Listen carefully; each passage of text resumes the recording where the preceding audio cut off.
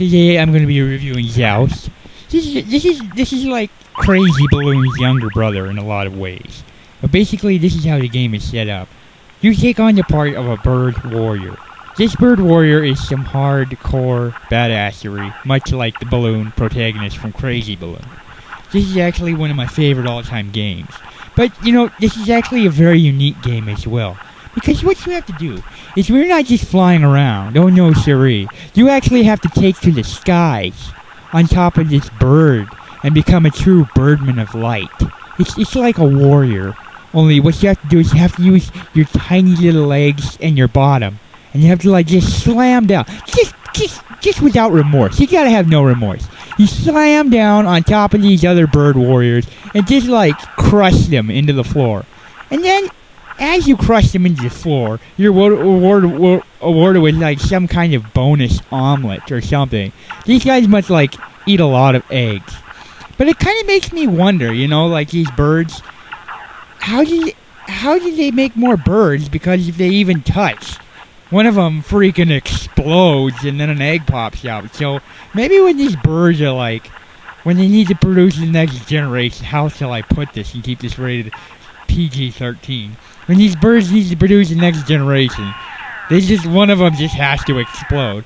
But then, that wouldn't really grow initially the population of these bird-like creatures if one of the parents died every time they reproduced.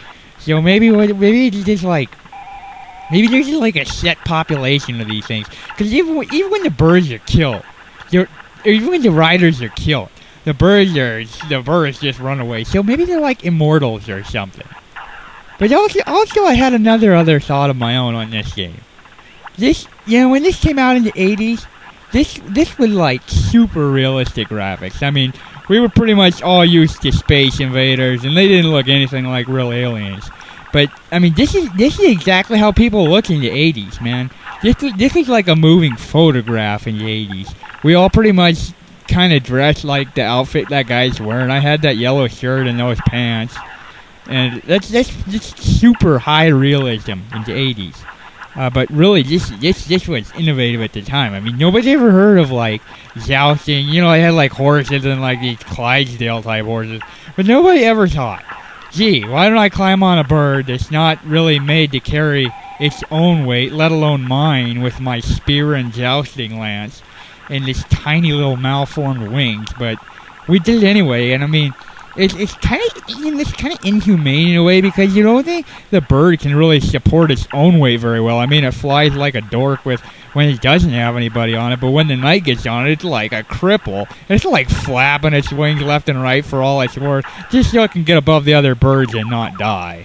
Maybe that's why it's so. Maybe he's like intentionally trying to crash his rider.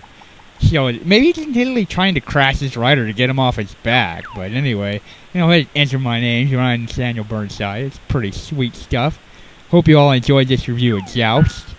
It's one of my favorite games. You know, if they stuck a few crazy balloons in this game, it'd be even better. Thanks for watching. Have a nice day, guys. Have a nice day. Strangers to love, you know the rules, and so do I. Oh crap, still recording.